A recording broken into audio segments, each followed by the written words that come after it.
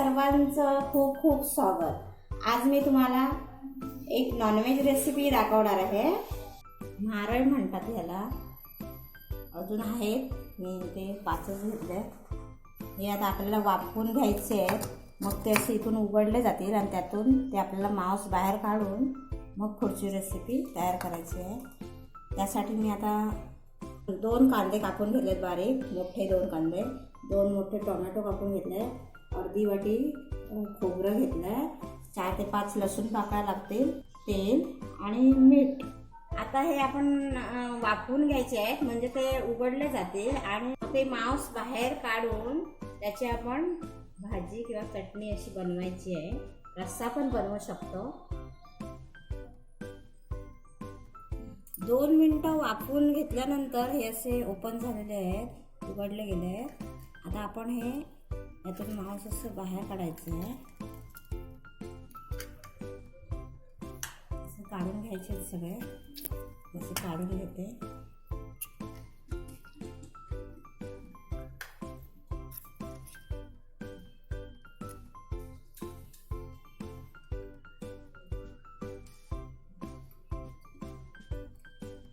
पुढची रेसिपी आपण बघू।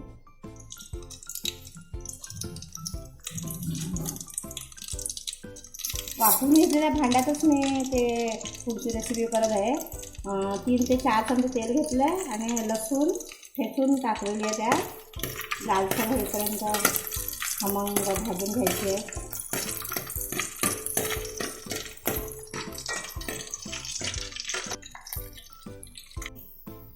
लसूण छानपैकी भाजून झालेली आहे। आता मी त्यात कांदा भाजून,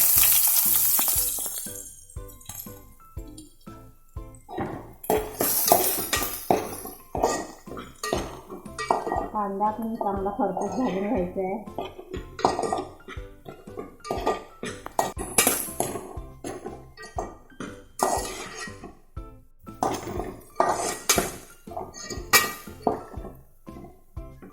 कांदा भाजून झालेला आहे। आता मी टोमॅटो घेते, टोमॅटो परतून,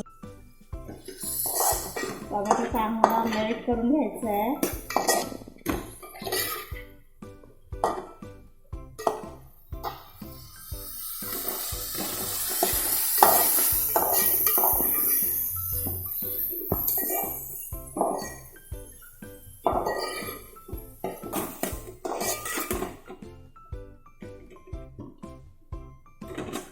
टोमॅटो चांगला मऊसर झालेला आहे आणि त्यात मालवणी गरम मसाला 2 ते 3 चमचे टाकायचे आहे।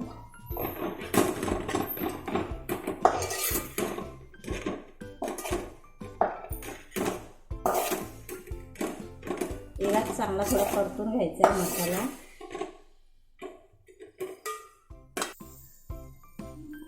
आता मी त्यात हे नारळाचे मांस टाकत आहे त्यात।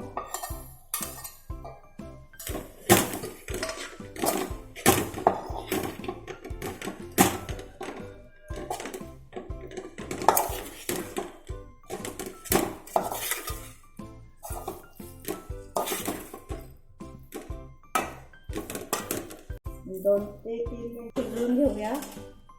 मीठ टाकायचं आहे, आता चवीनुसार मीठ टाकायचं आहे।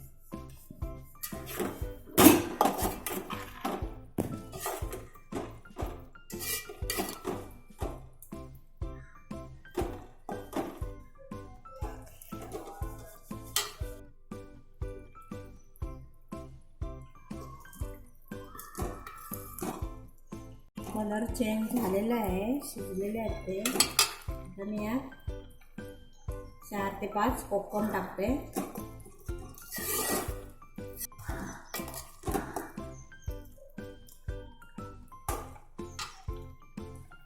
त्यानंतर हे खोबरं टाकायचं आहे।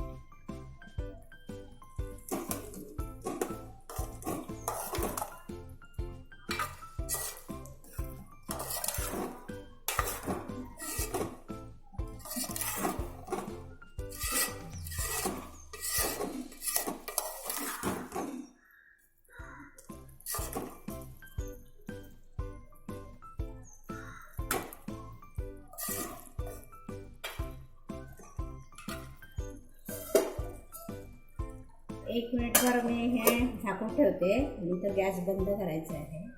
मस्तपैकी म्हारायची चटणी किंवा रस्सा तयार झालेला आहे. मस्त झणझणीत छान, टेस्ट पण छान आलेली आहे. ही रेसिपी जर माझी आवडली असेल तर माझ्या व्हिडिओला लाईक करा, शेअर करा आणि माझ्या चॅनेलला सबस्क्राईब करायला विसरू नका. अशा छान छान रेसिपी तुम्हाला पाहायला मिळणार आहे. धन्यवाद.